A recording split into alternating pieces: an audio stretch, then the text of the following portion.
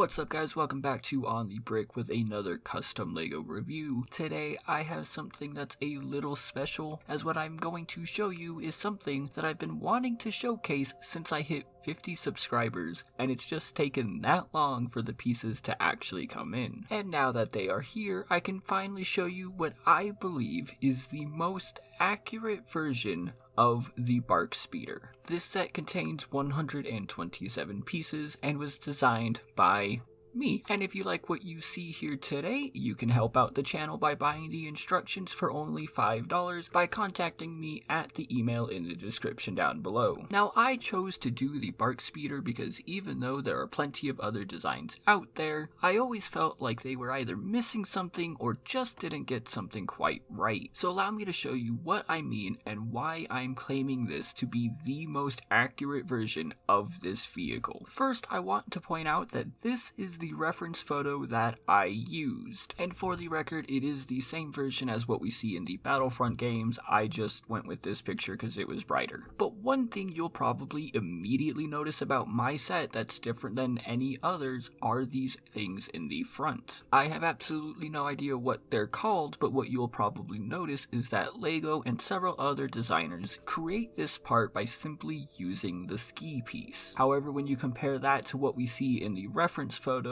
hopefully you see what I saw and realize they're not really the same. So I went ahead and designed a very simple brick-built version that allowed me to get both the accurate size and that curve that we see in the reference photo. Similarly, the ones in the back are also not accurately represented by using that ski piece. They're a completely different shape than both that piece and the front. So even though I'm not entirely a fan of the undersides of the studs showing, I do think this wedge piece better accurately represents what we see. Another detail that I wanted to make sure I captured, and haven't really seen anyone else do, is the beam connecting the front to the back of the speeder. As you can see, it's not actually connected to the main body. There's a gap between it and the bottom part, and so I wanted to represent that using these clear pieces that I still needed for structural reasons. Of course, I also added the foot pedals that we see, which is something that a lot of people also leave off. And another one of the big differences that I made are to the guns on this. Literally every single version of the speeder that I have seen uses the same exact piece to represent the gun in the back, and half of them don't even have anything up front. For the weapon in the back,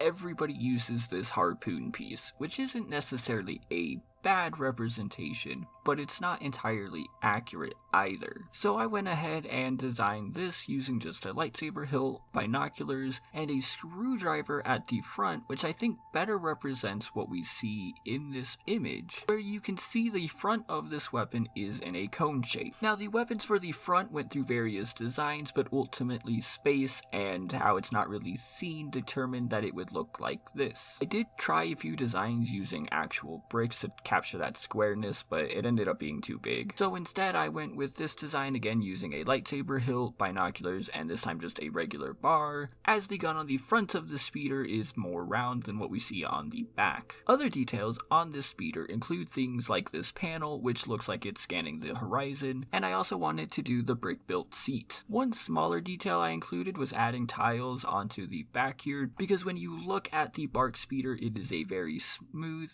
and sleek ship, and I really wanted to capture that by trying to hide as many studs as I could. In fact, the only studs you see are for the figure to fit in. Also, this speeder is pretty darn close to minifig scale, as it measures just under 6 inches long, and I believe minifig scale would be around 5 to 5.5 inches. But again, I was really just striving to get this to be as accurate as possible, and I honestly think I did that. Also, this isn't the only version that I made, because I also designed the Ahsoka version. So if you want to add either of these to your collection and you want to help support the channel, please do consider picking up the instructions. Each purchase will include full step-by-step PDF instructions along with an XML parts list for easy upload to Bricklink. The price for the pieces depends on which version you get. The normal version I have here was about $15, while the Ahsoka version is about $20. So again, the instructions are only $5, and you do get both versions with that, and buying those instructions really helps me continue making content on this channel.